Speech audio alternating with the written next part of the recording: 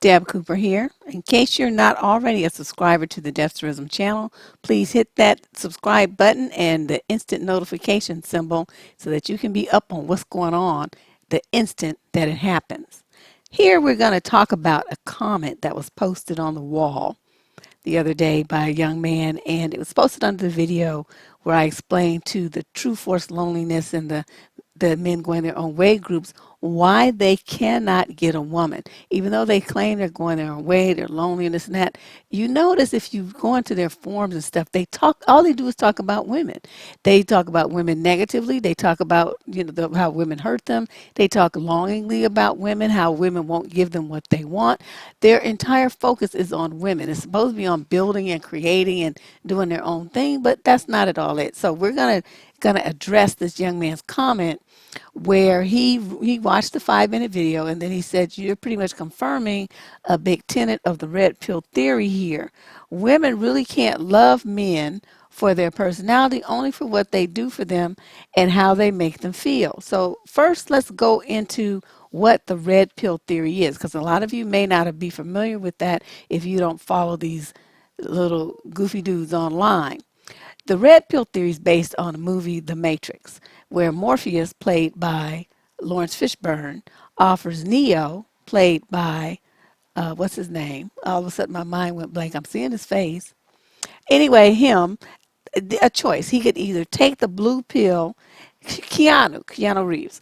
Okay, he could either take the blue pill and continue living the life that he was comfortably living, which we learned later was completely fake, or he could take the red pill and experience the truth in all of its ugliness. So the red pill leads to truths which aren't pretty, they're not easy to swallow, they're not easy to understand sometimes, but they are facts, they are reality, and so that's where the red pill guys come in. They think that they are telling other guys the truth about women. Now there's two tracks that those things take. One is, okay, this might be how women treated you, but this is your fault.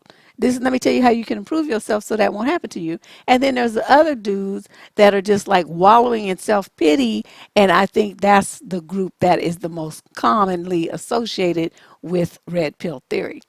So then we need to define what is personality, because, before I go into what he doesn't understand, I need to make sure that we're using the terminology that I used in the video correctly.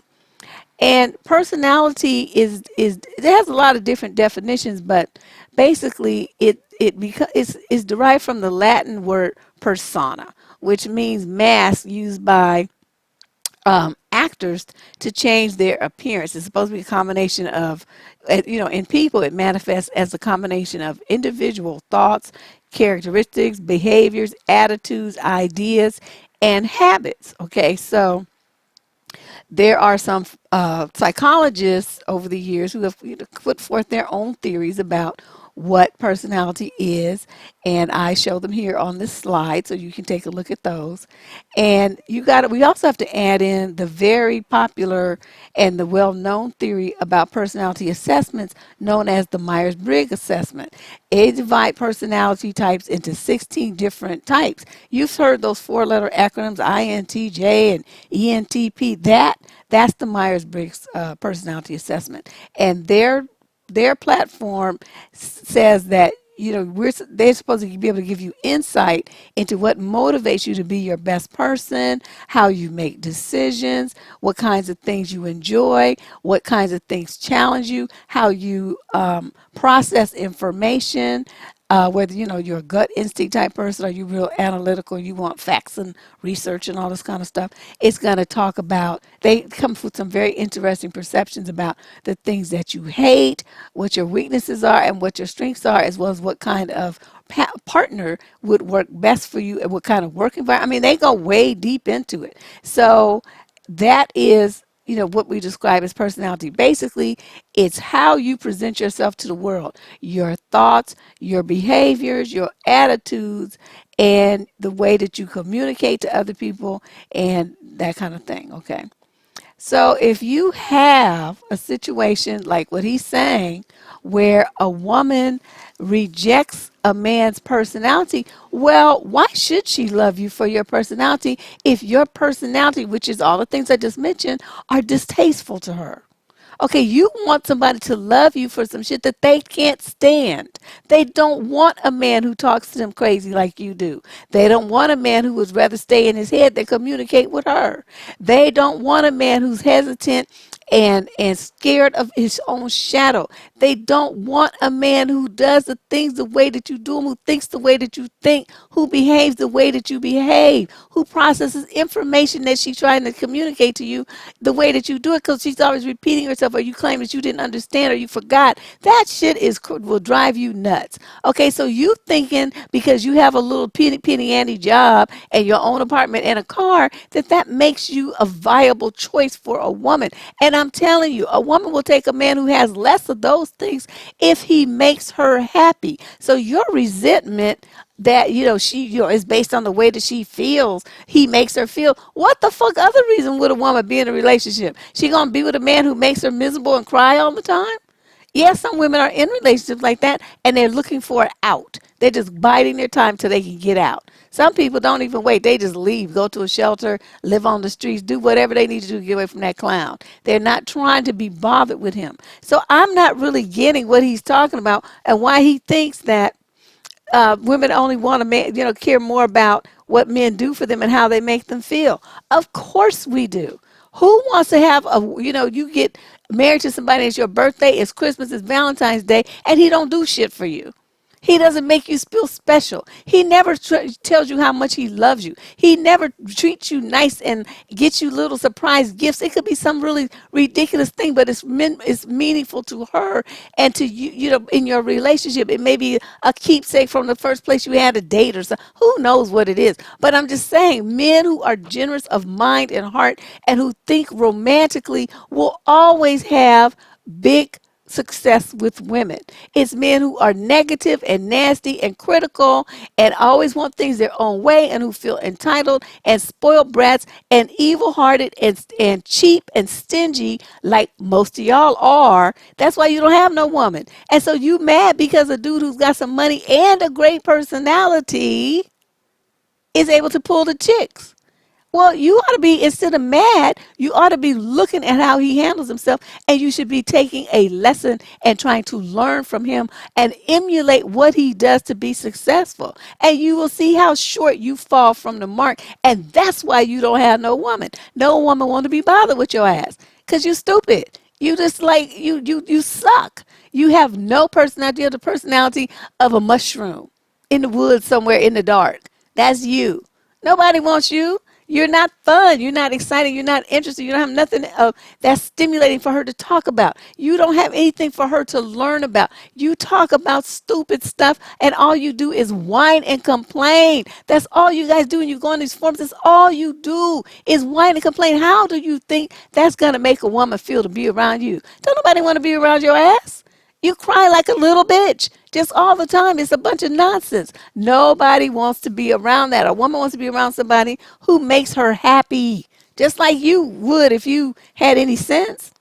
So then we look at this thing here, right? There's this one chart where they talked about the components of personality. The psychologist divided it into 5 types, and he was ranking openness, conscientiousness, extroversion, agreeableness, and neuroticism on a scale so that everybody's somewhere on the scale. Nobody's, a perfect at one end or the other. We're all a mixture of these, and we may even change from situation to situation. So what you are today in the situation that's calm and reasonable, you might not be if you're under stress. For example, we normally would think of someone who's a murderer as being bad, right? However, when those people are defending some innocent people in a building, or they get people out of a building and they shoot the person who was trying to shoot everybody else, or they're at war and they're killing, quote, the enemy, end quote, well, now they're a hero. But what did they do? The exact same thing: murder somebody.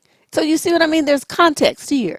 And so you're not going to always be viewed exactly the same, and you're not going to perform exactly the same, and people are going to see you exactly the same. So you're going to be at somewhere on the scale, though, in every decision that you make, every encounter that you have with other people.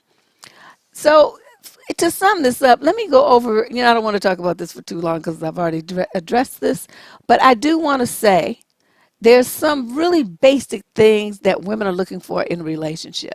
And if you are a guy and you're not providing a woman with these things, she has no reason to be interested in you. She has no reason to be in a relationship with you. She has no reason to marry you, date you, have your children, take your last name, live with you forever. Nothing. She has no interest in that because you aren't providing these things that make her feel close to, attached to, and just desirous of your company, your presence in her life. That's what you want. So for this guy to say, well, women, they just are concerned about how a guy makes them feel.